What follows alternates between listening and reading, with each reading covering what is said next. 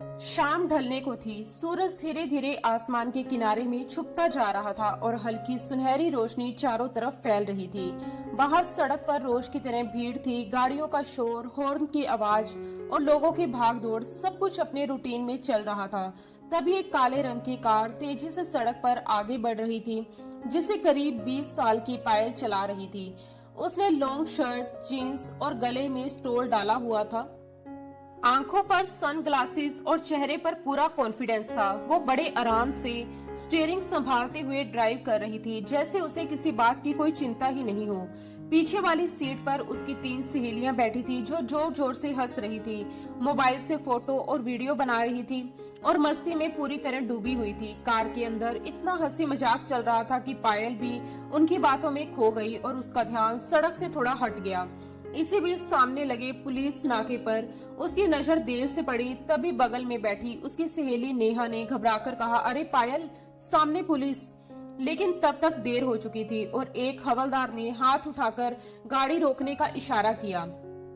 पायल ने अनमने ढंग से ब्रेक लगाया, गाड़ी रोकी, शीशा नीचे किया और हल्के गुस्से में बोली, क्या प्रॉब्लम है आपको? मेरी गाड़ी क्यों रोकी? हवलदार ने सख्त आवाज में कहा, मैडम, आपका चालान होगा, आपने सिग्नल तोड़ा है। ये सुनते ही पायल ने तुरंत बात पलटते हुए कहा, कब कहा? मैंने कोई सिग्नल नहीं तोड़ा सर, आपको जरूर कोई गलतफहमी हुई है। मेरी स्पीड भी बिल्कुल नॉर्मल थी। वो पूरे आत्मविश्वास के साथ झूठ बोल रही थी, लेकिन हवलदार भी अपने काम में पक्का था। उसने भौहें चढ़ाते हुए कहा, मैडम, मुझे कोई गलतफहमी नहीं है। पिछले नाके से कॉल आई है, आपकी गाड़ी का नंबर नोट किया गया है। ये सुनकर पायल अंदर ही अंदर चिढ़ गई। उसे पता था कि गलती उसी की थी और अब उसे किसी तरह यहाँ से निकलना होगा। वो जल्दी जल्दी दिमाग दौड़ाने लगी कि क्या किया जाए। तभी उसकी नजर थोड़ी दूर खड़े एक पुलिस अफसर पर पड़ी। वो अफसर बाकी सबसे अलग नजर आ रहा था। लंबा कद, शानदार पर्सनैलिटी, सलीके से पहनी हुई यूनिफॉर्म, आंखों पर काले सनग्लासेस और हाथ में वायरलेस। वह किसी से बात कर रहा था और उसके अंदाज में एक अलग ही रौब था। पायल की नजर जैसे ही उसकी शर्ट पर लगे बैच पर पड़ी, उसने उसका नाम पढ़ा, डीएसपी वेदांत शेखावत। ये पढ़ते ही उसके दिमाग में एक आइडिया आया और उसकी आंखों में चमक आ गई। उसने एक नजर अपनी सहेलियों पर डाली, जो पहले से ही थोड़ी परेशान थी, और फिर हवलदार की तरफ मुड़कर गुस्से में बोली, तुम्हें शर्म नहीं आती? अपने ही साहब की बीवी को रोककर चालान कर रहे हो। हवलदार ये सुनकर एकदम चौंक गया और बोला, क्या मतलब मैडम? पायल ने थोड़ा झुककर धीमी आवाज में कहा, वो जो सामने खड़े हैं ना, डीएसपी वेदांत शेखावत, वही मेरे पति हैं। ये सुनते ही हवलदार के होश उड़ गए। उसने घबराकर उस अफसर की तरफ देखा और फिर पायल की तरफ, जैसे उसे यकीन ही नहीं हो रहा हो। वह हकलाते हुए बोला, वो आपके हस्बैंड है? पायल ने पूरे रोब के साथ कहा, हाँ, और अगर उन्हें पता चल गया कि तुमने मुझे यहाँ रोका है तो सोच लो तुम्हारा क्या होगा। अब हवलदार पूरी तरह डर गया था। उसे अपने सख्त अफसर के बारे में अच्छी तरह पता था कि वह छोटी सी गलती भी माफ नहीं करता। उसने तुरंत पीछे हटते हुए कहा, सॉरी मैडम, गलती हो गई, आप जा सकती हैं, बस प्लीज मेरा नाम मत बताइएगा।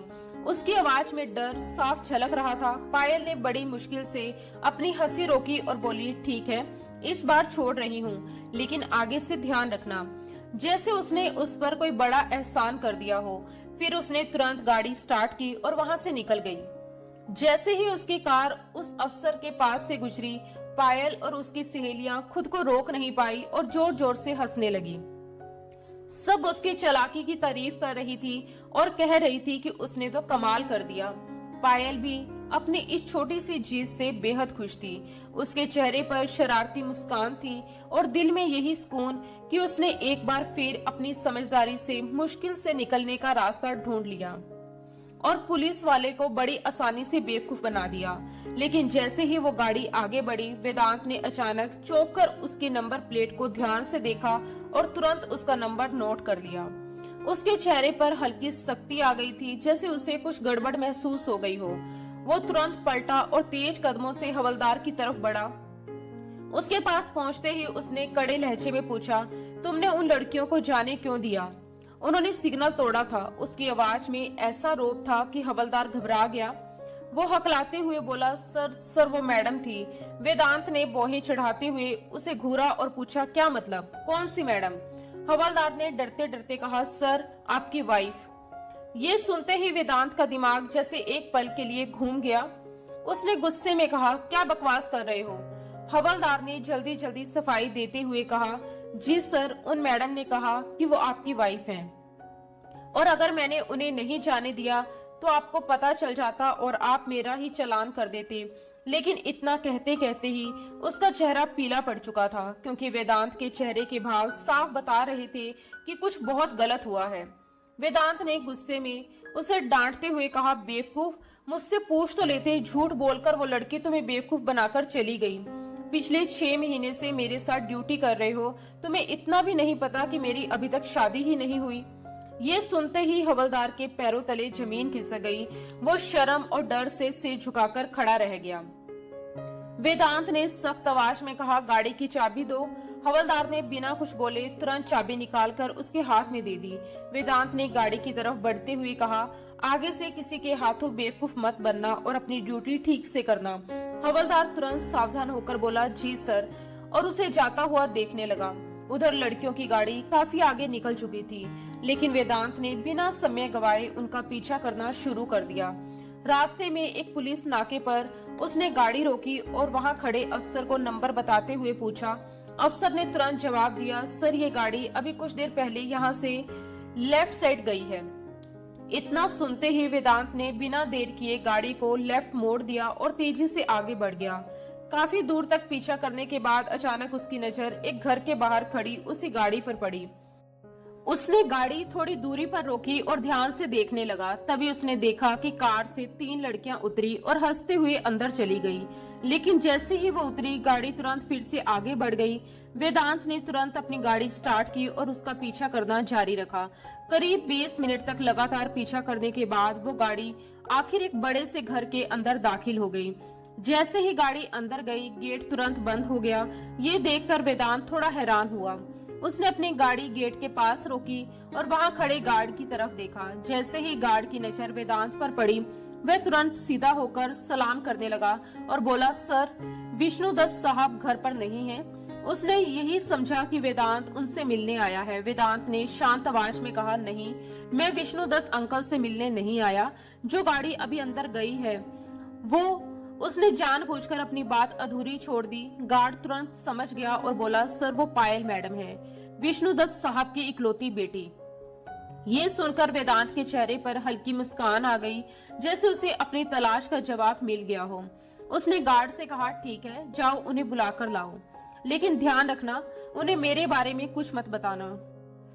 गार्ड ने तुरंत सिर झुकाकर जी सर कहा और अंदर की तरफ पायल को बुलाने चला गया, जबकि वेदांत वहीं खड़ा होकर अगले पल का इंतजार करने लगा। थोड़ी ही देर बाद जैसे ही दरवाजा खुला और पायल सामने आई, सामने खड़े वेदांत शेखावत को देखकर उसकी आंखें हैरानी से फैल गईं और उसके मुंह से अनायास ही निकला, आप। वो कुछ पल के लिए बिल्कुल जड़ हो गई, जैसे उसे समझ ही ना आ रहा हो कि क्या बोले। वेदांत को उसकी यही हालत देखने की उम्मीद थी, इसलिए वो बिल्कुल शांत और नॉर्मल खड़ा रहा। फिर वह धीरे धीरे 2 कदम आगे बढ़ा, उसके करीब आया और हल्की मुस्कान दबाते हुए बोला, क्या हुआ माय डियर वाइफ? मुझे देखकर इतनी हैरान क्यों हो गई हो? जैसे कोई भूत देख लिया हो। ड्यूटी के बाद घर ही आना था ना मुझे। चलो अब अंदर चलकर खाना लगाओ, बहुत भूख लगी है। वैसे आज खाने में क्या बनाया है? उसके शब्दों में हल्का मजाक था, लेकिन चेहरे पर पूरी गंभीरता थी, जिससे पायल और ज्यादा घबरा गई। वो हकलाते हुए बोली, क्या मतलब? कौन सी वाइफ? वेदांत ने भौहें उठाकर कहा, आप ही तो हो। आपने हवलदार को यही बताया था ना कि आप मेरी वाइफ हैं। इतना सुनते ही पायल का चेहरा पूरी तरह उतर गया। वह घबराकर बोली, नहीं सर, मैंने ऐसा कुछ नहीं कहा। वो तो। वह अपनी बात से मुकरने ही वाली थी कि वेदांत ने बीच में ही उसकी बात काट दी और सख्त आवाज में बोला, मिस पायल, एक तो आपने कानून तोड़ा है और ऊपर से अब झूठ भी बोल रही हैं। ये सुनकर पायल और ज्यादा घबरा गई। उसने हैरानी से पूछा, आप मेरा नाम भी जानते हैं? वेदांत ने बहुत ही शांत अंदाज में जवाब दिया, जी हाँ, मैं आपका पूरा बायोडाटा जानता हूँ। आपके पापा का नाम विष्णुदत्त है, जो एक बड़े बिजनेसमैन है। चौबे रोड पर उनकी सीमेंट की फैक्ट्री है। आपकी माँ अब इस दुनिया में नहीं है। आप उनकी इकलौती बेटी हैं और कॉलेज में पढ़ती हैं। ये सब सुनकर पायल की आंखें और भी चौड़ी हो गई। उसे अब सच में डर लगने लगा था। उसने घबराते हुए पूछा, तो अब आप क्या करेंगे? उसके गले में घबराहट साफ नजर आ रही थी। वेदांत ने जानबूझकर सख्ती दिखाते हुए कहा, करना क्या है? अब आपको सजा मिलेगी। एक तो आपने ट्रैफिक रूल तोड़ा और ऊपर से खुद को डीएसपी की पत्नी बताकर पुलिस वाले को धोखा दिया। ये सुनते ही पायल लगभग हाथ जोड़ने की स्थिति में आ गई। वे जल्दी जल्दी बोलने लगी, देखिए सर, प्लीज मुझे माफ कर दीजिए। मुझे बस घर जल्दी पहुंचना था, इसलिए ऐसा हो गया। मैं अभी चालान के पैसे दे देती हूँ। आप चाहे तो खुद रख लीजिए या चालान में जमा कर दीजिए, जैसी आपकी मर्जी। बल्कि हम आपस में ही बात खत्म कर लेते हैं। आप जितने पैसे कहेंगे मैं देने को तैयार हूँ, बस पापा को कुछ मत बताइएगा। कुछ देर पहले तक जो पायल अपनी चालाकी पर हंस रही थी, अब वही पूरी तरह घबराई हुई थी और उसके चेहरे का रंग उड़ा हुआ था। उसकी हालत देखकर वेदांत को अंदर ही अंदर हंसी आ रही थी, लेकिन वह ऊपर से सख्त बना हुआ था। उसने भौहें चढ़ाते हुए कहा, क्या मतलब मैडम, आप मुझे रिश्वत देने की कोशिश कर रही हैं? पायल ने बेफिक्री दिखाने की कोशिश करते हुए कहा, अरे सर, इसमें क्या फर्क पड़ता है?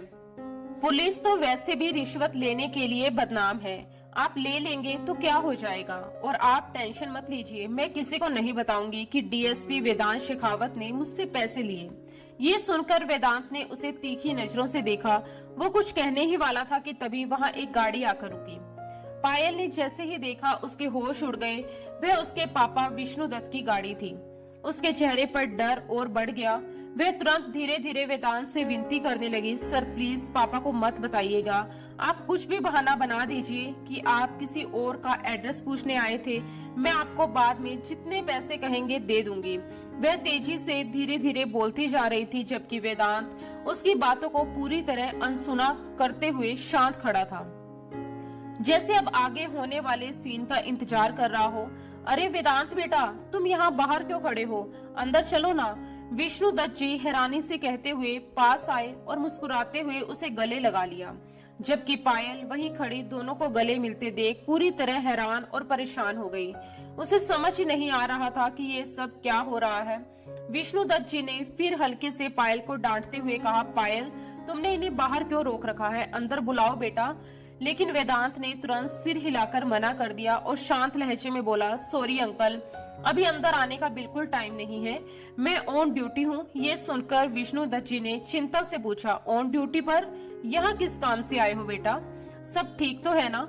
ये सवाल सुनते ही पायल, जो अब तक हैरानी में खोई हुई थी, झटके से संभली और तुरंत वेदांत की तरफ विनती भरी नजरों से देखने लगी, जैसे उसे चुप रहने का इशारा कर रही हो। लेकिन वेदांत ने उसे पूरी तरह नजरअंदाज करते हुए विष्णुदत्त जी से कहा, दरअसल अंकल, एक लड़की सिग्नल तोड़कर भाग रही थी। मैं उसका पीछा करते हुए यहाँ तक आया और अभी पता चला कि वो आपकी बेटी है। ये सुनते ही विष्णुदत्त जी का चेहरा सख्त हो गया।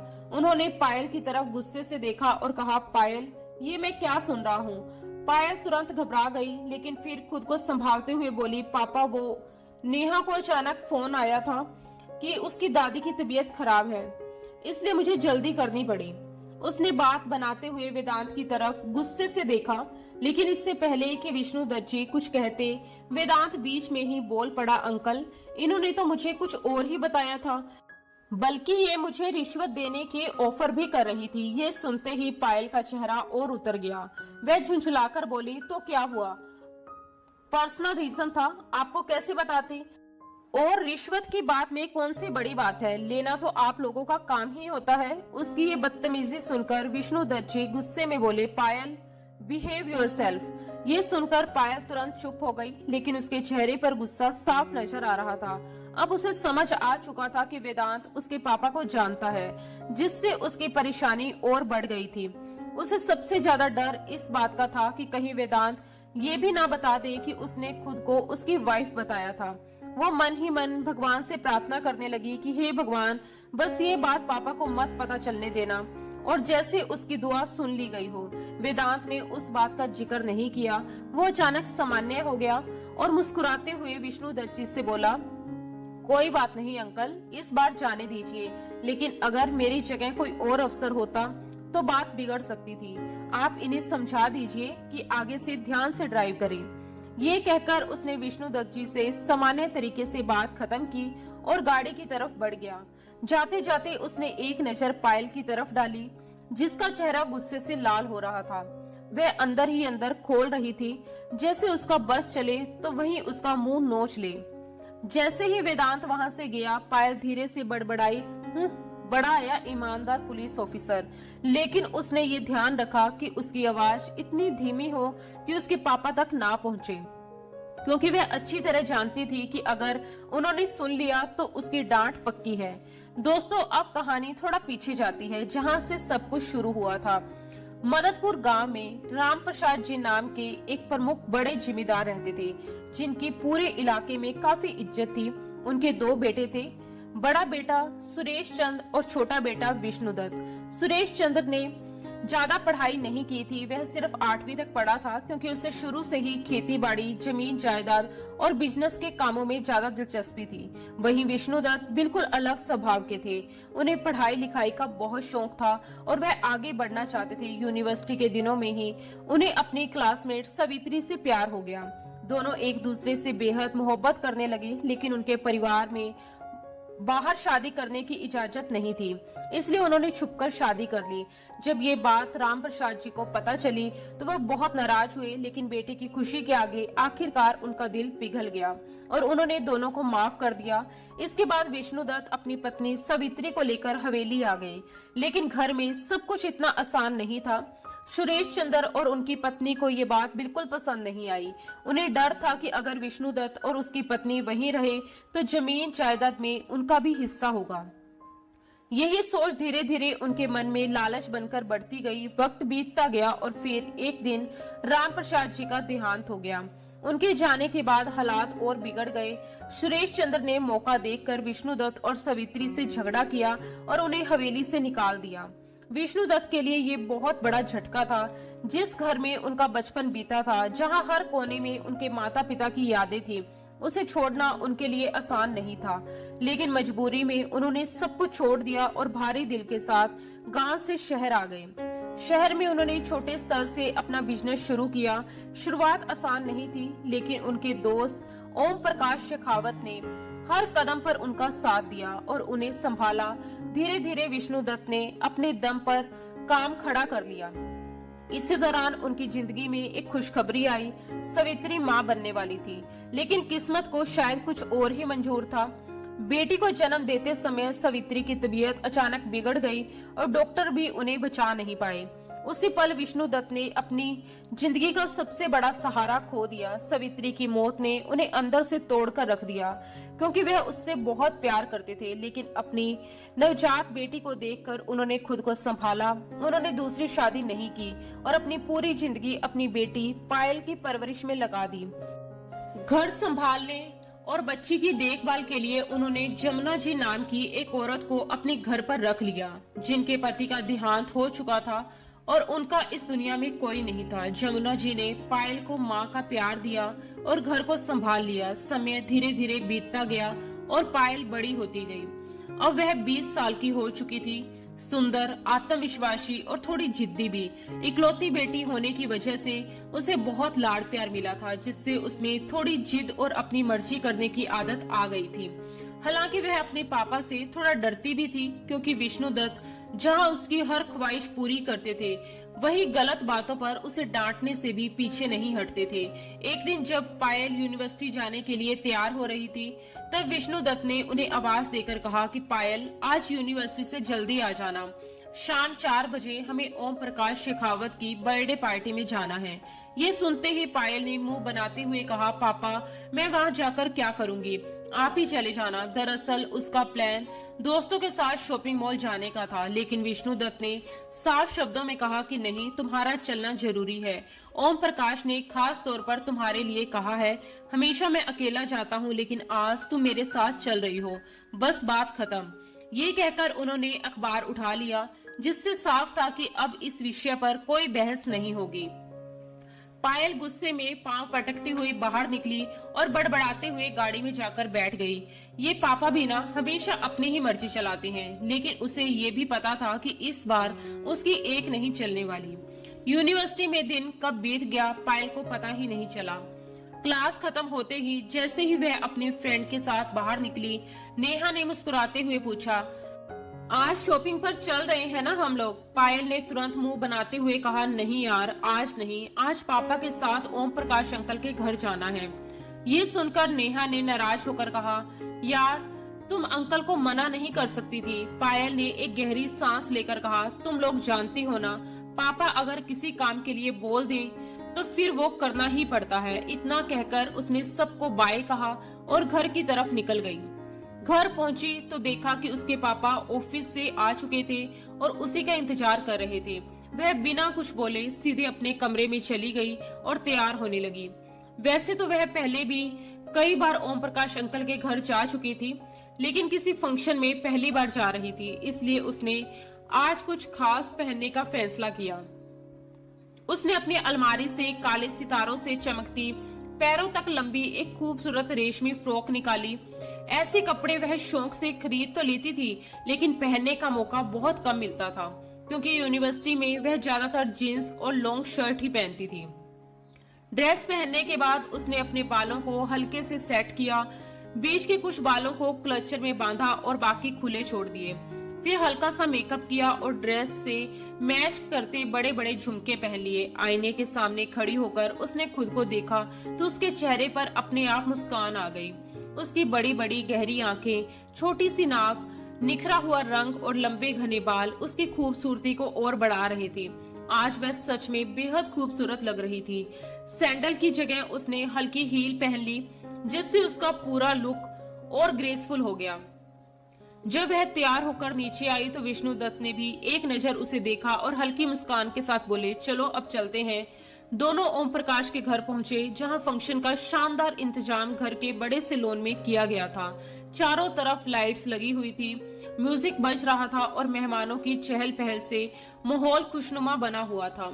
ओम प्रकाश अंकल और उनकी फैमिली ने उनका गर्मजोशी से स्वागत किया। खास तौर पर देव की आंटी ने तो पायल को गले लगा लिया, उसके माथे को प्यार से चूमा, उसकी खूब तारीफ की, जिससे पायल हल्का सा मुस्कुरा दी। लेकिन अगले ही पल उसकी नजर जैसे ही सामने खड़े इंसान पर पड़ी, उसका चेहरा एकदम बदल गया।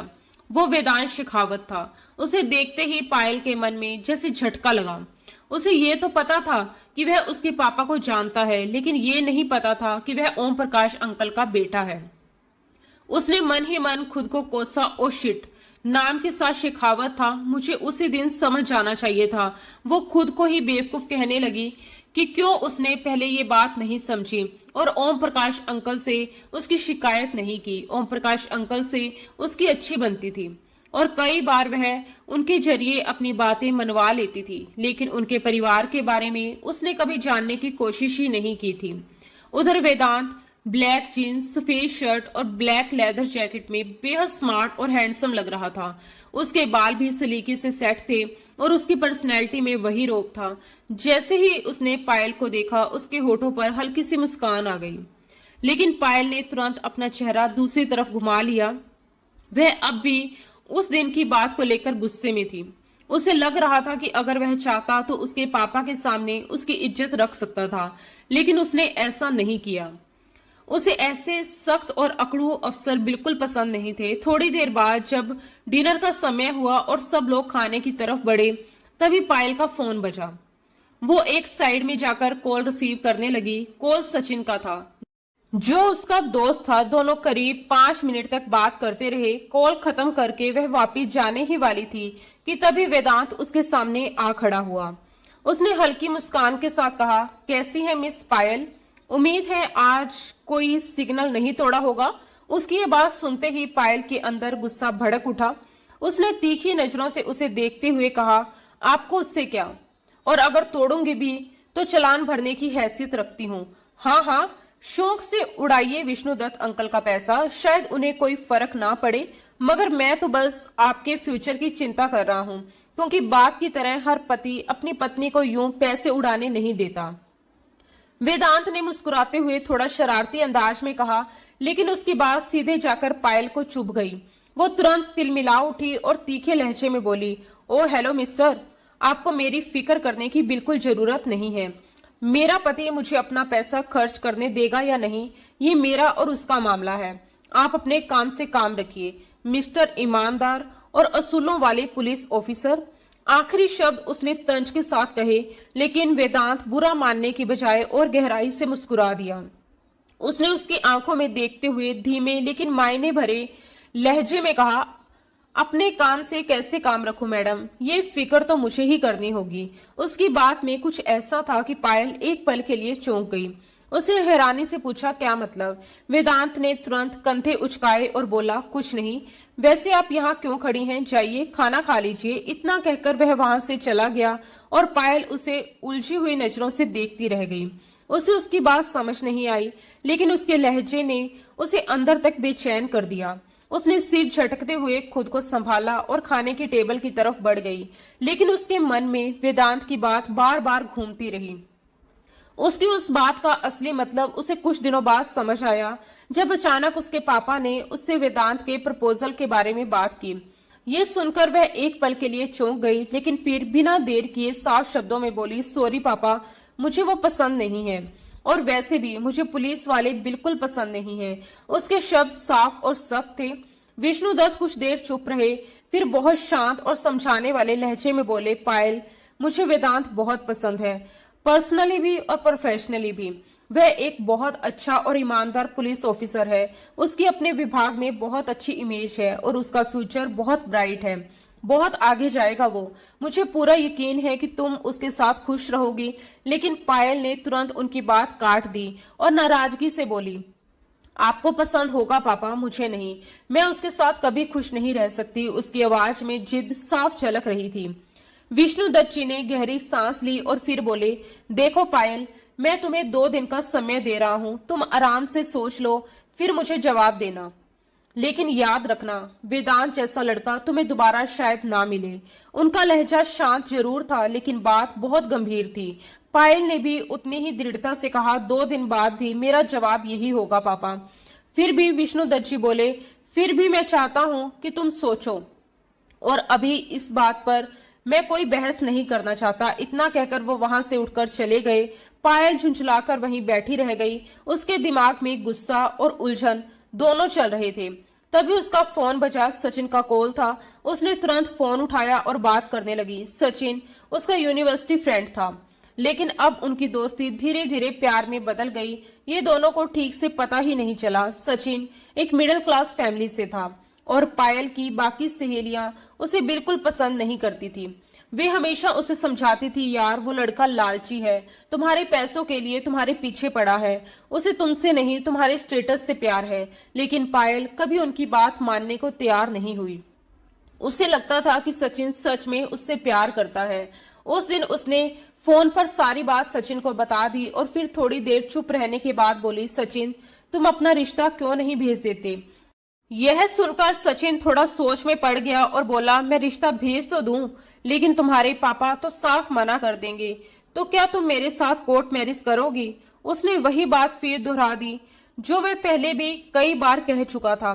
लेकिन पायल हर बार की तरह इस बार भी सीधे हामी भरने को तैयार नहीं थी। उसने थोड़ा सोचकर कहा, तुम पहले रिश्ता तो भेजो, फिर देखते हैं पापा क्या कहते हैं। अगर उन्होंने मना किया तो फिर आगे का फैसला करेंगी। उसकी बात सुनकर सचिन तुरंत मान गया। फिर पायल ने उसे समझाते हुए कहा, 2 दिन बाद मैं पापा को उस डीएसपी वाले प्रपोजल के लिए मना कर दूंगी, उसके बाद तुम अपना रिश्ता भेजना। उसकी आवाज में अब एक तरह की योजना साफ झलक रही थी। उसे पूरा यकीन था कि वह अपनी जिंदगी अपने हिसाब से ही जिएगी, चाहे इसके लिए उसे कितना भी बड़ा फैसला क्यों ना लेना पड़े। अगले दिन जब पायल यूनिवर्सिटी पहुंची और उसने अपनी फ्रेंड को डीएसपी वेदांत शेखावत के प्रपोजल के बारे में बताया, तो सबकी आंखें सच में फटी की फटी रह गई। ओ माय गॉड, इतना हैंडसम, इतनी शानदार पर्सनैलिटी वाला लड़का, और वो भी खुद प्रपोज करे। यार तेरी किस्मत तो कमाल की है, नेहा ने हैरानी से कहा। दूसरी दोस्त तुरंत बोली, सच में वर्दी में तो और भी जबरदस्त लग रहा था, क्या बॉडी, क्या स्टाइल। उस दिन सिग्नल वाले मामले में सबने वेदांत को देखा था और अब वे सच में पायल की किस्मत से जल रही थी। लेकिन पायल ने तुरंत चिढ़ते हुए कहा, तो जाओ तुम ही कर लो उससे शादी, मुझे नहीं पसंद वो। उसकी बात सुनकर नेहा ने माथा पकड़ लिया, तुम्हारा दिमाग खराब हो गया है क्या? इतना अच्छा रिश्ता ठुकरा रही हो, तुम पागल हो गई हो। इस पर पायल ने गंभीर होकर कहा, यार ये दिल का मामला है। जब दिल में कोई और है तो मैं वेदांत से शादी कैसे कर लूं? ये सुनते ही सब चौंक गई। उर्मी ने तुरंत कहा, तुम सचिन की बात कर रही हो ना? यार वो लड़का ठीक नहीं है, एक नंबर का लालची है। बाकी सहेलियां भी उसे समझाने लगी, पायल उसकी बातों में मत आओ, वो तुम्हारे पैसों के पीछे है, तुमसे प्यार नहीं करता। लेकिन पायल के दिमाग पर सचिन की मीठी मीठी बातों का असर इतना था कि उसे अपने दोस्तों की बातें बिल्कुल अच्छी नहीं लगी। वो बहाना बनाकर वहां से उठी और सीधा घर आ गई। 2 दिन बाद जब उसने अपने पापा से साफ साफ कह दिया कि उसे वेदांत शेखावत से शादी नहीं करनी, तो विष्णुदत्त कुछ देर तक उसे देखते ही रह गए। उनके चेहरे पर अफसोस साफ झलक रहा था। उन्होंने धीमे लेकिन भारी शब्दों में कहा, तुमने बहुत गलत फैसला किया है पायल, बस दुआ करो कि कभी तुम्हें इस फैसले पर पछताना ना पड़े। लेकिन पायल पर इसका कोई असर नहीं हुआ। उसे पूरा भरोसा था कि वह सही कर रही है। अगले ही दिन यूनिवर्सिटी में उसने सचिन से मिलकर तय किया कि वह अपने पेरेंट्स को शादी का रिश्ता लेकर भेजेगा। सब कुछ प्लान के मुताबिक चल रहा था और पायल को लग रहा था कि अब सब उसके हिसाब से होगा। लेकिन जैसे ही वह यूनिवर्सिटी से बाहर निकली, सामने खड़ी गाड़ी के पास टेक लगाए वेदांत शेखावत को देखकर वह चौंक गई। ब्लू जीन्स और व्हाइट शर्ट में अपने मजबूत और आकर्षक व्यक्तित्व के साथ वह बेहद हैंडसम लग रहा था। उसकी पर्सनैलिटी के सामने सचिन कहीं नहीं ठहरता था। लेकिन फिर भी पायल के दिल में उसके लिए कोई जगह नहीं थी। वजह साफ थी, एक तो वह पुलिस ऑफिसर था और दूसरा उसने उस दिन उसके पापा के सामने उसकी इज्जत नहीं रखी थी। यही 2 बातें उसके मन में बैठ गई थी। वेदांत उसके पास आया और बोला, मुझे आपसे बात करनी है। पायल ने ठंडे लहजे में कहा, जी बोलिए। वेदांत ने इधर उधर देखते हुए कहा, कहीं बैठकर बात करते हैं।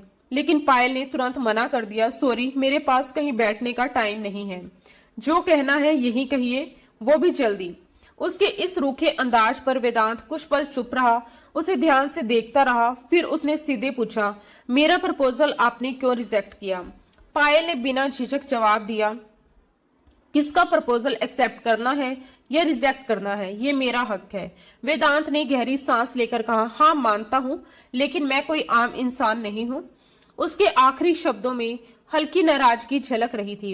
इस पर पायल तंज कसते हुए बोली, क्यों, आप आसमान से उतरे हैं क्या? वेदांत ने खुद को संभालते हुए कहा, मुझे सिर्फ वजह जाननी है, आपने मुझे क्यों ठुकराया? पायल ने ठंडे स्वर में कहा, काफी नहीं है ये वजह कि मुझे पुलिस वाले पसंद नहीं? वेदांत ने फिर पूछा, बस यही वजह? पायल बोली, और भी वजह हो सकती है, लेकिन मैं उन्हें बताना जरूरी नहीं समझती। इतना कहकर वह अपने उसी मगरूर अंदाज में गाड़ी की तरफ बढ़ गई। वेदांत खामोश खड़ा उसका ये रवैया देखता रह गया। उधर प्लान के मुताबिक सचिन के माता पिता रिश्ता लेकर विष्णुदत्त के पास पहुंचे, लेकिन जैसे कि उम्मीद थी उन्होंने साफ इनकार कर दिया। उनके जाने के बाद पायल अपने पापा पर गुस्सा हो गई, लेकिन वह अपनी जिद पर अड़ी रही और बोली कि कम से कम एक बार सचिन से मिल तो लें। जब विष्णुदत्त नहीं माने तो उसने ओम प्रकाश अंकल को फोन करके उनसे सिफारिश करवाने की सोची। ओम प्रकाश जी उसकी बात सुनकर कुछ देर चुप रहे, जैसे बहुत कुछ कहना चाहते हो, लेकिन पायल की आवाज में सचिन के लिए जो जिद और लगाव था उसे महसूस करके उन्होंने कुछ नहीं कहा और आखिरकार विष्णुदत्त को समझाया कि एक बार लड़के से मिल लेने में क्या हर्ज है। उनकी बात मानकर विष्णुदत्त जी सचिन से मिलने के लिए तैयार हो गए और एक होटल में मिलने का समय तय किया गया। लेकिन जब विष्णुदत्त ने सचिन से आमने सामने बात की तो उन्हें वह बिल्कुल पसंद नहीं आया। उसकी बातें, उसका व्यवहार, सब कुछ उन्हें बनावटी और लालची लगा। उन्होंने घर आकर साफ शब्दों में कह दिया कि मैं उस लड़के से तुम्हारी शादी कभी नहीं होने दूंगा। ये सुनकर पायल अंदर से टूट गई, लेकिन उसने पापा से कुछ नहीं कहा। अब उसके पास एक ही रास्ता बचा था, या तो वह पापा की बात माने या फिर सचिन के साथ कोई बड़ा फैसला ले।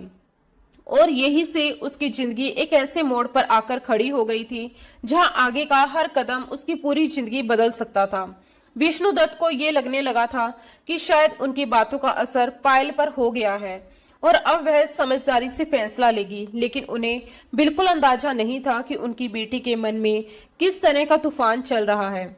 अपने कमरे में आकर पायल काफी देर तक अकेले बैठी रही और बार बार सचिन के बारे में सोचती रही। आखिरकार उसने एक बड़ा फैसला लिया। वह सचिन के साथ कोर्ट मैरिज करेगी। उसे लग रहा था कि यही उसके प्यार को पाने का एकमात्र रास्ता है।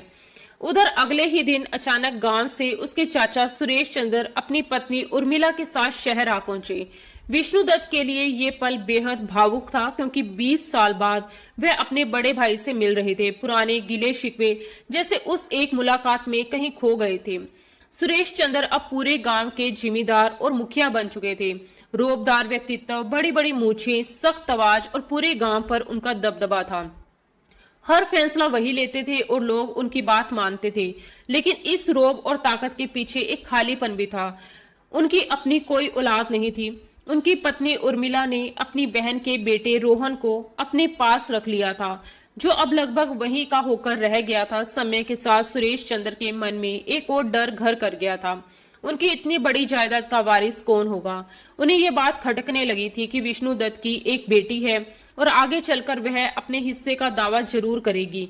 इसी सोच ने उनके मन में एक चालाक योजना को जन्म दिया। उन्होंने तय किया कि अगर रोहन की शादी पायल से हो जाए तो सारी जायदाद एक ही परिवार में रहेगी, उनकी भी और विष्णुदत्त की भी। इसी मकसद से वे 20 साल बाद अपने भाई के पास रिश्ता लेकर आए थे। जब पायल ने पहली बार सुरेश चंद्र को देखा तो उसके मन में अजीब सी घबराहट और नफरत पैदा हो गई। उनकी आंखों में छिपी लालच की चमक उसे साफ नजर आ रही थी। उधर विष्णुदत्त पहले ही पायल से नाराज थे और इस बार उन्होंने उससे राय लेना भी जरूरी नहीं समझा। उन्होंने बिना पायल से पूछे ही रोहन के साथ उसका रिश्ता पक्का कर दिया। जब पायल को ये बात पता चली तो जैसे घर में तूफान आ गया। उसने जोर जोर से विरोध किया, पापा से बहस की, रोई चिल्लाई, लेकिन इस बार विष्णुदत्त का गुस्सा भी हद पार कर गया। उन्होंने पहली बार उस पर हाथ उठा दिया। ये पल पायल के लिए सबसे बड़ा झटका था। वे कुछ देर तक अपने पापा को अविश्वास से देखती रही, फिर सिर हिलाते हुए अपने कमरे में भाग गई। उस एक थप्पड़ ने जैसे उसके अंदर सब कुछ तोड़ दिया था। उसी पल उसने तय कर लिया कि अब वह अपनी जिंदगी का फैसला खुद करेगी। शाम होते ही वह चुपचाप घर से निकल गई। उसने सचिन को फोन करके एक जगह बुलाया और दोनों वहां से गाड़ी में बैठकर कोर्ट की तरफ निकल पड़े। रास्ता सुनसान था, रात का अंधेरा गहराने लगा था, लेकिन पायल के मन में सिर्फ एक ही बात थी, आज वह अपनी जिंदगी का फैसला कर लेगी। लेकिन किस्मत को कुछ और ही मंजूर था। अचानक उनकी गाड़ी बीच रास्ते में खराब हो गई। चारों तरफ सन्नाटा था और उसी वक्त गश्त कर रही पुलिस की गाड़ी वहां आकर रुकी। पुलिस वाले ने दोनों को रोक लिया और सख्ती से पूछा, कौन हो तुम? यहाँ क्या कर रहे हो? सचिन तो डर के मारे घबरा गया, लेकिन पायल ने खुद को संभालते हुए कहा, सर हमें जाने दीजिए, हमें बहुत जरूरी काम है।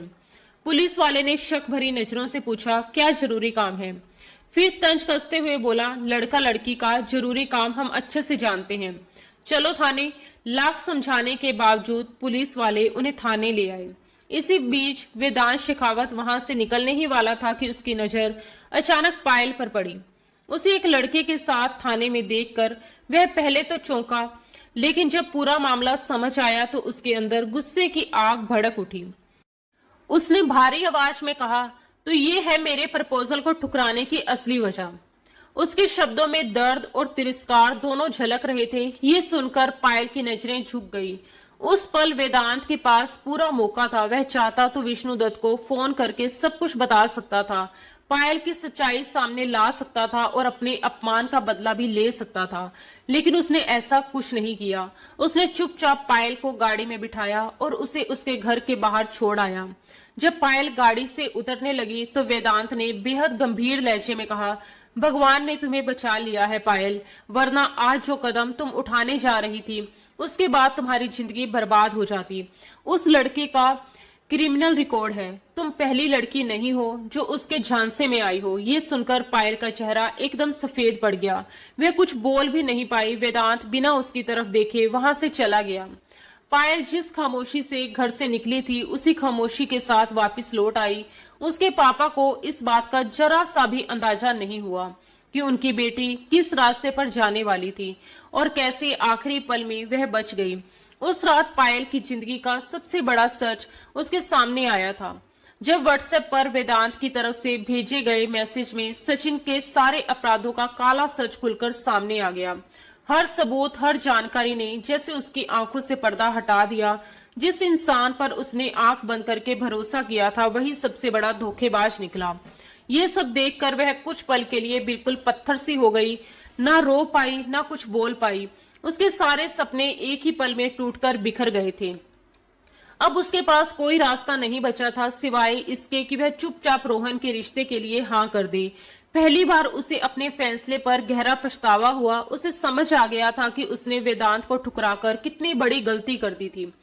फिर भी उसने हार नहीं मानी। वह रोती हुई अपने पापा के पास गई और बोली, पापा प्लीज मेरी शादी रोहन से मत करिए। मुझे वो इंसान बिल्कुल पसंद नहीं है। उसकी आंखों में मुझे नफरत दिखाई देती है। आप चाहे तो मेरी शादी वेदांत से कर दीजिए। मुझे कोई ऐतराज नहीं, लेकिन रोहन नहीं। उसकी आवाज में दर्द और डर साफ झलक रहा था। लेकिन विष्णु दत्त का फैसला अब बदलने वाला नहीं था। उन्होंने सख्त लहजे में कहा, वो मौका तुम खो चुकी हो पायल। मैंने तुम्हें पहले ही समझाया था। अब मैं अपने भाई के लाए रिश्ते को ठुकराकर किसी और को नहीं चुन सकता। अगर मैंने ऐसा किया तो मैं अपने भाई से हमेशा के लिए दूर हो जाऊंगा और वेदांत का रिश्ता भी अब कहीं और तय होने वाला है। पायल फिर भी अपनी जिद पर अड़ी रही तो आखिरकार विष्णु दत्त जी को उसे धमकी देनी पड़ी। अगर तुम इस शादी के लिए तैयार नहीं हुई तो मैं अपनी जान दे दूंगा। ये सुनकर पायल पूरी तरह टूट गई। मजबूरी में उसने सिर झुका लिया और शादी के लिए हाँ कर दी। घर में तैयारियां शुरू हो गई, लेकिन उसके दिल में डर और बेचैनी बढ़ती जा रही थी। शादी से कुछ दिन पहले विष्णु दत्त जी किसी काम से गांव चले गए। उन्होंने पायल को भी साथ चलने को कहा, लेकिन उसने मना कर दिया। उनके जाने के अगले दिन से ही उसका मन बहुत घबराने लगा। वो यूनिवर्सिटी भी नहीं गई। बेचैनी इतनी बढ़ गई कि उसने अपने पापा को फोन किया, लेकिन फोन रोहन ने उठाया। उसकी आवाज सुनते ही पायल का दिल बैठ गया। रोहन ने बताया, कल रात उन्हें हार्ट अटैक आया और उनकी मौत हो गई। ये सुनते ही पायल के पैरों तले जमीन खिसक गई। उसके हाथ से फोन छूट गया और वह बेहोश होकर गिर पड़ी। विष्णु दत्त का अंतिम संस्कार गांव में ही किया गया। रोहन उसे आधी बेहोशी की हालत में वहां ले गया। उस माहौल में हर तरफ शोक था, लेकिन पायल के अंदर तो जैसे सब कुछ खत्म हो चुका था। ओम प्रकाश शेखावत और वेदांत भी वहां मौजूद थे, लेकिन वह किसी से नजर मिलाने की हालत में नहीं थी। विष्णु दत्त जी की मृत्यु के बाद पायल गांव ही रुक गई। अभी उसके पापा को गुजरे एक हफ्ता भी नहीं हुआ कि उर्मिला ने एक और फैसला सुना दिया। पायल और रोहन की शादी जल्द होगी। ये सुनकर पायल के अंदर फिर से डर जाग उठा। वह इस हालत में शादी के लिए बिल्कुल तैयार नहीं थी। उसने समय मांगने की कोशिश की, लेकिन किसी ने उसकी बात नहीं सुनी। एक रात वह हिम्मत जुटाकर सुरेश चंद से बात करने उनके कमरे के बाहर पहुंची। वह दरवाजा खोलने ही वाली थी कि अंदर से आती बातों ने उसे वहीं रोक दिया। वह चुपचाप खड़ी होकर बातें सुनने लगी और जो उसने सुना उसने उसकी रूह तक हिला दी। रोहन पहले से शादीशुदा था। उसके 2 बच्चे थे और पायल से शादी सिर्फ एक चाल थी, उसकी जायदाद पर कब्जा करने के लिए।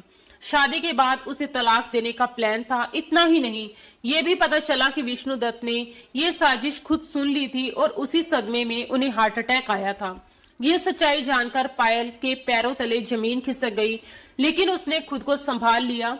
उसने ये बात बिल्कुल जाहिर नहीं होने दी कि वह सब कुछ जान चुकी है। अगली सुबह उसने उर्मिला से कहा कि उसे शादी से पहले शहर जाकर अपने लोकर से जेवर और पैसे लाने हैं।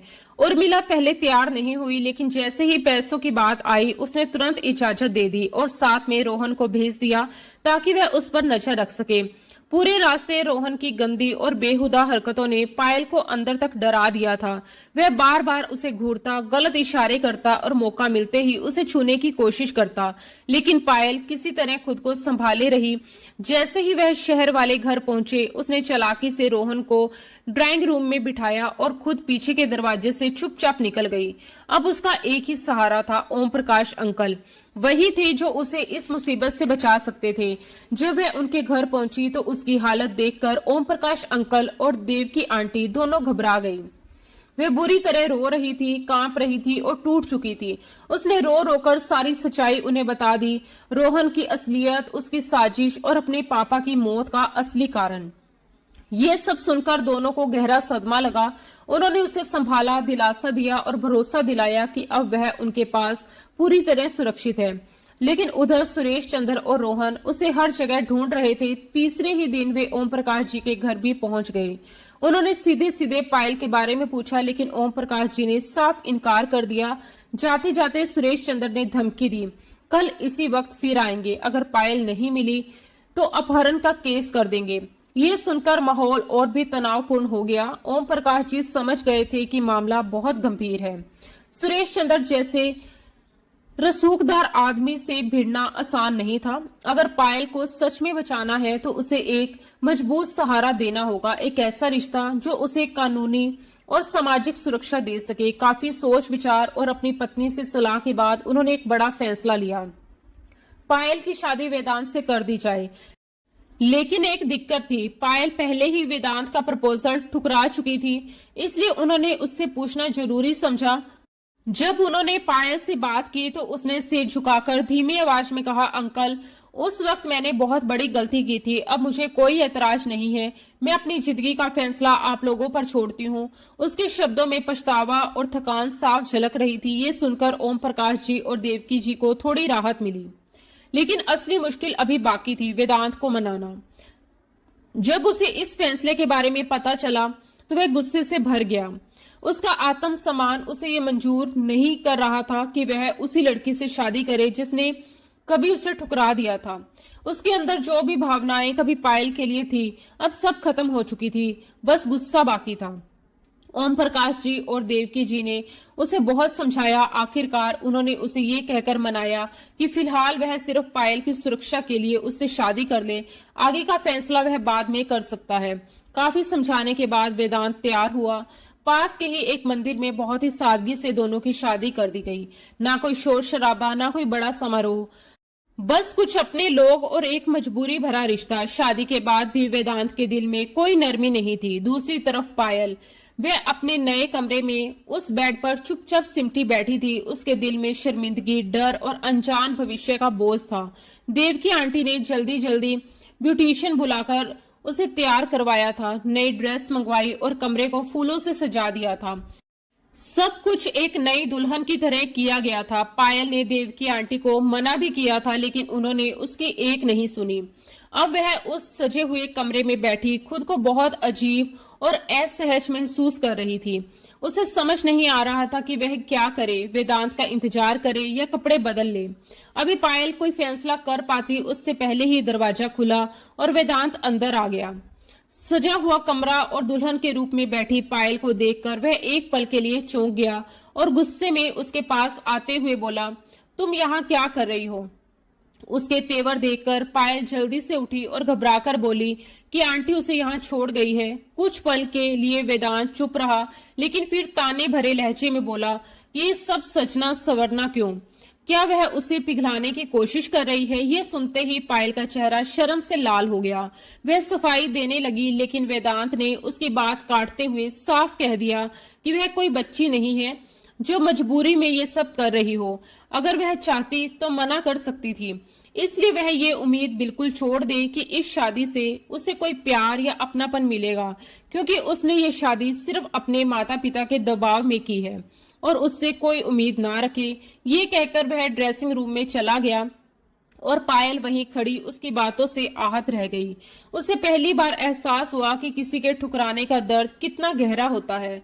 जब वेदांत कपड़े बदलकर बाहर आया तो वह अब भी चुप खड़ी थी, लेकिन उसने उसे नजरअंदाज किया और बेड पर बिछी फूलों वाली चादर को झटके से खींचकर फेंक दिया।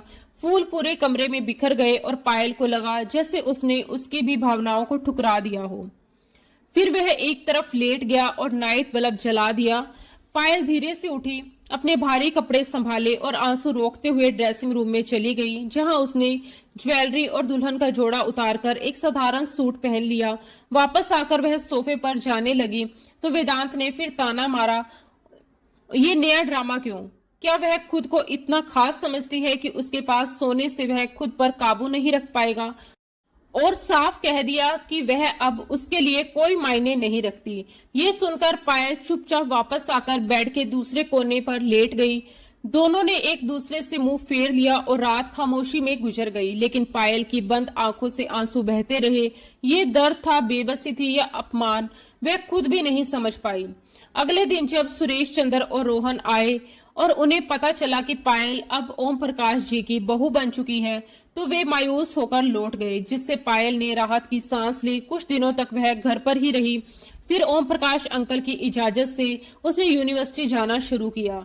अब वह हर छोटी बड़ी बात के लिए ओम प्रकाश अंकल और देव की आंटी पर निर्भर रहने लगी, क्योंकि वेदांत का व्यवहार उसके लिए बिल्कुल ठंडा और बेरुखा था। वह उससे बात तक नहीं करता था, अगर कभी करता भी तो बेहद कड़वे अंदाज में। एक ही कमरे और एक ही बिस्तर पर रहने के बावजूद उनके बीच पति पत्नी जैसा कोई रिश्ता नहीं था। लेकिन फिर भी पायल के दिल में धीरे धीरे वेदांत के लिए सम्मान बढ़ने लगा, क्योंकि उसने महसूस किया कि हर आदमी ऐसा नहीं होता जो पास होते हुए भी हदों को समझे और निभाए। एक दिन सुबह सुबह पायल यूनिवर्सिटी जाने के लिए तैयार हो रही थी, तभी वेदांत भी कमरे में मौजूद था और सोफे पर बैठा फाइलें देख रहा था। पायल काले रंग की गहरे गले वाली स्लीवलेस शर्ट, ऊपर हल्का नेट का अपर और नीचे ब्लैक ट्राउजर पहनकर ड्रेसिंग रूम से बाहर आई और आईने के सामने खड़े होकर अपने बाल ठीक करने लगी। वेदांत ने उसे पूरी तरह नजरअंदाज किया और फाइलों में ही लगा रहा। लेकिन जैसे ही वह तैयार होकर पर्स लेकर बाहर निकलने लगी, वेदांत ने अचानक नजर उठाई और उसे देखकर उसका चेहरा सख्त हो गया। उसने तुरंत उसे रोकते हुए गुस्से में कहा, कोई शर्म नाम की चीज है या नहीं? इस तरह के कपड़ों में बाहर जाओगी? और उसके खुले बाजुओं और गले की तरफ इशारा किया। ये सुनकर पायल का चेहरा भी गुस्से से लाल हो गया। उसने जवाब दिया, वह पहले भी ऐसे ही कपड़े पहनती थी। लेकिन वेदांत ने और भी सख्त लहजे में कहा, अब वह अपने बाप के घर में नहीं बल्कि उसके घर में है और वह बिल्कुल भी ये बर्दाश्त नहीं करेगा कि वह इस तरह के कपड़े पहनकर बाहर जाए और कोई भी उसे गलत नजर से देखे। ये सुनकर पायल कुछ नहीं बोली और चुपचाप कपड़े बदलने ड्रेसिंग रूम में चली गई। उसी दिन यूनिवर्सिटी से लौटते वक्त ड्राइवर छुट्टी पर था, इसलिए ओम प्रकाश जी ने वेदांत को फोन करके पायल को लेने भेजा, जिससे वह काफी झुंझला गया, लेकिन मना भी नहीं कर सका और खराब मूड में यूनिवर्सिटी पहुंच गया। जैसे ही वह गेट पर पहुंचा, सामने का नजारा देखकर उसका खून खौल उठा। रोहन जबरदस्ती पायल का हाथ पकड़कर उसे अपनी गाड़ी की तरफ खींच रहा था और पायल खुद को छुड़ाने की कोशिश करते हुए चिल्ला रही थी। ये देखते ही वेदांत गुस्से में गाड़ी से उतरकर उसकी तरफ दौड़ा और जोर से चिल्लाया, मेरी पत्नी को छोड़, और रोहन को एक जोरदार मुक्का मारकर जमीन पर गिरा दिया। लेकिन रोहन ने तुरंत जेब से पिस्तौल निकाली और वेदांत पर गोली चला दी। उसी पल डर से कांपती हुई पायल वेदांत से आकर लिपट गई और गोली वेदांत की जगह सीधे उसके कंधे में लग गई। ये देखकर वेदांत एक पल के लिए सन्न रह गया। फिर तुरंत होश में आते हुए उसने पायल को जमीन पर लिटाया और गुस्से में रोहन पर टूट पड़ा। कुछ ही देर में उसने उसे काबू में कर लिया और आसपास के लोगों की मदद से उसे पकड़वा दिया। फिर लोगों से कहा कि पुलिस आने तक उसे पकड़े रखे और खुद तेजी से पायल के पास पहुंचा, जिसका कंधा खून से भीग चुका था। वह उसे तुरंत अपनी गाड़ी में डालकर तेज रफ्तार से अस्पताल ले गया और रास्ते में ही अपनी टीम को फोन करके रोहन को गिरफ्तार करने का आदेश दे दिया। अस्पताल में डॉक्टरों ने तुरंत ऑपरेशन करके गोली निकाल दी, लेकिन ज्यादा खून बह जाने की वजह से पायल को होश नहीं आया था। थोड़ी ही देर में ओम प्रकाश जी और देवकी जी भी वहां पहुंच गए और बहुत परेशान होकर उसका हाल जानने लगे।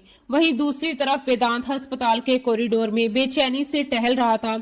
उसका दिल जोर जोर से धड़क रहा था। उसके अंदर गुस्सा और डर दोनों एक साथ उभर रहे थे। वह सिर्फ पायल की वजह से वहीं रुका हुआ था, वरना उसका मन कर रहा था कि सीधे थाने जाकर रोहन का बुरा हाल कर दे। आखिरकार जब डॉक्टर ने आकर बताया कि पायल खतरे से बाहर है और उसे होश भी आ गया है, तब जाकर वेदांत ने राहत की गहरी सांस ली और बिना कुछ कहे वहां से चला गया। पायल लगभग एक हफ्ते तक अस्पताल में भर्ती रही और फिर उसे छुट्टी मिल गई। इस दौरान देवकी जी ने उसकी देखभाल बिल्कुल अपनी बेटी की तरह की। दिन भर उसके पास रहती और रात को वेदांत को समझाकर जाती कि वह उसका ध्यान रखे, और वेदांत भी बिना कुछ जताए उसकी देखभाल करता रहा। यहाँ तक कि उसके कंधे के जख्म की वजह से वह खुद बेड पर नहीं बल्कि सोफे पर सोता था, ताकि नींद भी उससे टकराकर उसे दर्द ना हो। एक दिन वेदांत की छुट्टी थी, इसलिए वेदांत देर से उठा और जैसे ही उसकी नजर खुले वॉशरूम के दरवाजे पर पड़ी, उसने पायल को एक छोटे से लकड़ी के मोड़े पर बैठे देखा। वह एक हाथ से बड़ी मुश्किल से अपने बालों में शैम्पू करने की कोशिश कर रही थी क्योंकि उसका जख्मी बाजू अभी भी काम करने के लायक नहीं था। वेदांत कुछ पल उसे चुपचाप देखता रहा, फिर बिना कुछ कहे दूसरा मोड़ा खींचकर उसके पास बैठ गया। उसके हाथ से शैम्पू की बोतल ले ली। पायल एकदम से हक्की बक्की रह गई, लेकिन उसने कुछ नहीं कहा। वेदांत बड़े ही नरम और सदे हुए हाथों से उसके बालों में शैम्पू करने लगा, उंगलियों से हल्की मसाज देता, फिर धीरे धीरे उसके बालों को धोकर तौलिया में लपेट दिया। इसके बाद उसने उसकी शर्ट की बाजू ऊपर की और जहां तक संभव था वहां साबुन लगाकर उसे साफ करने लगा। पायल इस पूरे समय शर्म से लाल हुई जा रही थी क्योंकि वह उसके सामने इस हालत में बैठी थी। उसके कपड़े भीगकर उसके शरीर से चिपकने लगे थे और उसकी झिझक और बढ़ गई थी। तभी वेदांत की नजर उसके चेहरे पर पड़ी। उसकी शर्मिंदगी को समझते हुए उसने बिना कुछ कहे बाथरूम की लाइट बंद कर दी और कमरे का नाइट बल्ब ऑन कर दिया ताकि हल्की रोशनी में उसकी झिझक कम हो सके। फिर वापस आकर उसने बेहद सलीके से उसे नहलाया, ध्यान रखते हुए कि उसके जख्म को कोई भी तकलीफ ना हो। उसके हाथों का स्पर्श नरम था लेकिन पूरी तरह संभला हुआ। उसमें कोई जल्दबाजी या गलत भावना नहीं थी, बस एक जिम्मेदारी और खामोश ख्याल था। नहाने के बाद वह उसे तौलिया में लपेटकर बाहर लाया और ड्रेसिंग रूम में कुर्सी पर बिठाकर धीरे धीरे उसके कंधे और पीठ सुखाने लगा। कपड़े पहले से ही रखे थे। जब वह उन्हें उठाकर उसके पास आया तो पायल झट से खड़ी हो गई और हिचकते हुए बोली कि वह खुद कर लेगी, लेकिन वेदांत ने शांत स्वर में कहा कि वह बेफिक्र रहे, वह उसकी हदों को समझता है और उससे आगे नहीं बढ़ेगा। फिर उसने धीरे धीरे उसकी मदद से उसे कपड़े पहनाए, खासकर उसके जख्मी हाथ का ध्यान रखते हुए।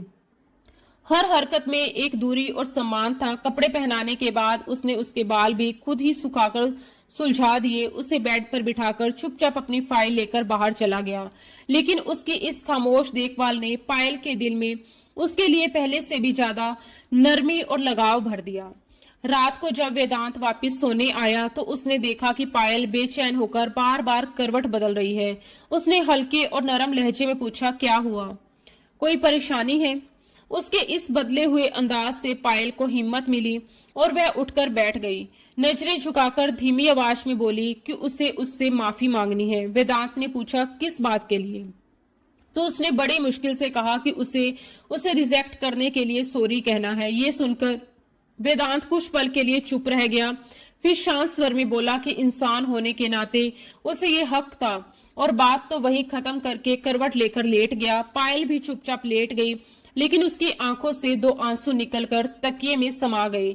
अब उसके दिल में वेदांत के लिए एक नई चाहत जन्म ले चुकी थी। वह उसके करीब जाना चाहती थी, उसके साथ इस रिश्ते को सच में जीना चाहती थी, लेकिन वेदांत अभी भी उस दूरी को बनाए हुए था और कोई पहल करने के लिए तैयार नहीं था।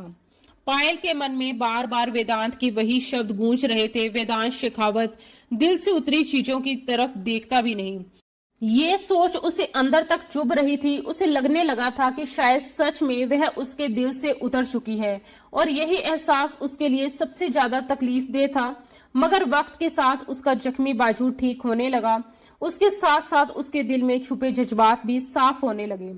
अब वह अपने कामों के साथ साथ वेदांत के काम भी करने लगी थी। कई बार वेदांत ने उसे रोका, शारदा कर देगी, मगर वह अनसुनी करती रही। आखिर एक दिन उसने खुद कह दिया कि वेदांत प्लीज मना मत किया करें, आपका काम करना मुझे अच्छा लगता है। ये सुनकर वेदांत ठहर गया। वह उसकी आंखों में झांक चुका था, वहां छुपी मोहब्बत को पहचान चुका था। फिर भी उसने जानबूझकर पूछा, क्यों अच्छा लगता है? पायल झिझक गई, नजरें झुका ली। पता नहीं, मगर वेदांत ने जिद की, वजह बतानी होगी वरना मैं तुम्हें अपने काम नहीं करने दूंगा। उसकी जिद के आगे वह हार गई और अचानक ही बोल पड़ी, आप अच्छे लगते हैं मुझे। ये कहते ही वह खुद भी चुप हो गई। वेदांत ने हल्की मुस्कान छुपाते हुए पूछा, सिर्फ अच्छा लगता हूँ, मोहब्बत नहीं है? इस बार पायल ने बिना सोचे कहा, मोहब्बत है, बहुत है। उसके इन शब्दों ने जैसे सब कुछ बदल दिया। वेदांत के होठों पर सुकून भरी मुस्कान आई और वह उसके करीब आकर फुसफुसाया, लव यू टू। ये 3 शब्द पायल के लिए जैसे नई जिंदगी लेकर आए। उसके चेहरे पर सुकून उतर आया। फिर उसने धीमे से कहा, एक विनती है, प्लीज मुझे कभी सचिन का ताना मत दीजिएगा। वो सिर्फ एक गलती था, एक अट्रैक्शन। अब मुझे पछतावा है, वेदांत ने नरमी से जवाब दिया। मैं तुम्हें कभी ताना नहीं दूंगा। फिर हल्का ठहर कर बोला, सुनो, अब इजाजत है क्या? बहुत दिनों से खुद को रोके रखा था, मगर अब दूर रहना मुश्किल है। पायल ने कुछ नहीं कहा, बस शर्म से लाल होकर अपना सिर उसके सीने पर टिका दिया। यही उसका जवाब था। वेदांत ने उसे बाहों में भर लिया। उस पल में जैसे दोनों के बीच की सारी दूरियां खत्म हो गई। उसके स्पर्श में अपनापन था, उसके करीब होने में सुकून था। दोनों ने बिना ज्यादा शब्दों के एक दूसरे के जज्बात महसूस किए। वह पल कोई जल्दबाजी नहीं था, बल्कि एक गहरी समझ, एक भरोसा और सच्ची मोहब्बत का एहसास था। उसी पल से उनकी जिंदगी में एक नया मोड़ लिया, जहां अब ना कोई गलतफहमी थी, ना दूरी, सिर्फ एक सुकून, एक भरोसा, एक खूबसूरत नई शुरुआत थी। ओम प्रकाश जी और देवकी जी जब भी वेदांत और पायल को साथ देखते, उनके दिल को एक अजीब सा सुकून मिल जाता। बहू के चेहरे पर खिलती हुई मुस्कान और बेटे के चेहरे पर झलकता ठहराव साफ बता देता था कि अब सब कुछ पहले जैसा नहीं रहा, अब सब ठीक हो चुका है। जिस रिश्ते की शुरुआत मजबूरी से हुई थी, वही अब सच्ची मोहब्बत में बदल चुकी थी। कुछ ही दिनों बाद जब वेदांत एक दिन ड्यूटी से लौटा, तो उसके साथ एक खबर भी आई। रोहन अब इस दुनिया में नहीं रहा। जेल में ही उसे हार्ट अटैक आया और वहीं उसकी मौत हो गई। ये सुनकर पायल कुछ पल के लिए शांत जरूर हुई, मगर उसके दिल में कोई दर्द या अफसोस नहीं उठा। शायद इसलिए क्योंकि उसने जो कुछ सहा था, उसके बाद ये सब उसे न्याय जैसा ही लगा। रोहन की मौत के बाद सुरेश चंद्र एक बार फिर पायल के सामने आए। इस बार उनके चेहरे पर वही रोब नहीं था, बल्कि पछतावा साफ झलक रहा था। उन्होंने अपने किए की माफी मांगी और बिना किसी लालच के पायल के हिस्से की जमीन के सारे कागजात उसे सौंप दिए। पायल ने बिना देर किए उन्हें माफ कर दिया। उसके दिल में अब कोई कड़वाहट नहीं बची थी, क्योंकि अब जिंदगी ने उसे वेदांत जैसा इंसान दे दिया था। तो वह उस इंसान को भी माफ कर सकती थी, जो अनजाने में ही सही उसकी जिंदगी के इस खूबसूरत मोड़ की वजह बना। धीरे धीरे वेदांत और पायल की शादीशुदा जिंदगी अपनी रफ्तार पकड़ने लगी। अब उनके दिन छोटे छोटे पलों में खुशियां ढूंढते हुए गुजरने लगे। अक्सर सुबह की शुरुआत वेदांत की हल्की सी डांट से होती, फिर से चाय ठंडी और पायल की मासूम सफाई। आज थोड़ा लेट हो गया, मगर जैसे ही वेदांत पहला घुट लेता, उसकी नाराजगी अपने आप पिघल जाती। वह बिना कुछ कहे हल्का सा मुस्कुरा देता और उसे अपनी ओर खींचकर बाहों में भर लेता। उस एक पल में सारी शिकायतें खत्म हो जाती। पायल के लिए वेदांत की यही मुस्कान उसकी सबसे बड़ी जीत बन गई थी। वह दिन भर उसी एक पल को याद करके मुस्कुराती रहती। वेदांत भी अब बहाने ढूंढने लगा था उसके पास रहने के। कभी कभी वह जानबूझकर अपनी फाइलें घर ले आता और ड्राइंग रूम में बैठकर काम करने लगता, ताकि पायल उसके आसपास रहे। पायल भी बिना कहे उसके पास आकर बैठ जाती, कभी पानी का गिलास लेकर, कभी फल लेकर, और वेदांत बिना नजर उठाए बस इतना कह देता, यहीं बैठ जाओ। फिर दोनों खामोशी से साथ बैठे रहते। वो खामोशी भी अपने आप में बहुत कुछ कहती थी, एक सुकून, एक अपनापन, एक गहरा रिश्ता। पायल अब वेदांत की हर छोटी बड़ी पसंद को समझने लगी थी। कम चीनी वाली कॉफी, साफ सुथरे प्रेस किए हुए कपड़े और घर में सुकून भरा माहौल। बदले में वेदांत उसे बेहिसाब चाहत देता। वह अब बिना कहे उसका बैग उठा लेता, यूनिवर्सिटी के बाहर उसका इंतजार करता। अगर कभी देर हो जाती तो बस इतना पूछता, थक गई हो, चलो आज तुम्हारी फेवरेट आइसक्रीम खाते हैं। कभी कभी छोटी मोटी नोकझोंक भी हो जाती। अगर वेदांत उसे लेने में देर कर देता तो पायल नाराज हो जाती, और वेदांत उसकी उस नाराजगी को देखकर तुरंत समझ जाता कि अब उसे मनाना पड़ेगा। एक छोटी सी चॉकलेट या एक सच्चा सा सॉरी सब कुछ कर देता। इन खट्टे मीठे पलों के बीच दोनों ने ये समझ लिया कि मोहब्बत सिर्फ बड़े बड़े इजहारों में नहीं होती, बल्कि रोज की छोटी छोटी परवाहों में बसती है। एक दूसरे का ख्याल रखने में, बिना कहे समझ जाने में और हर हाल में साथ निभाने में।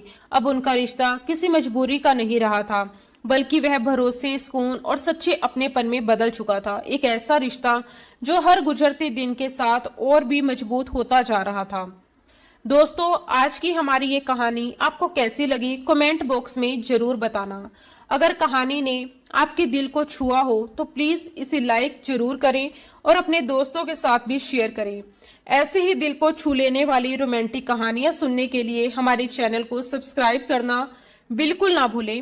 मिलते हैं दोस्तों अगली बार एक और नई खूबसूरत और रोमांचक कहानी के साथ। तब तक के लिए अपना ख्याल रखें। धन्यवाद दोस्तों। राधे राधे।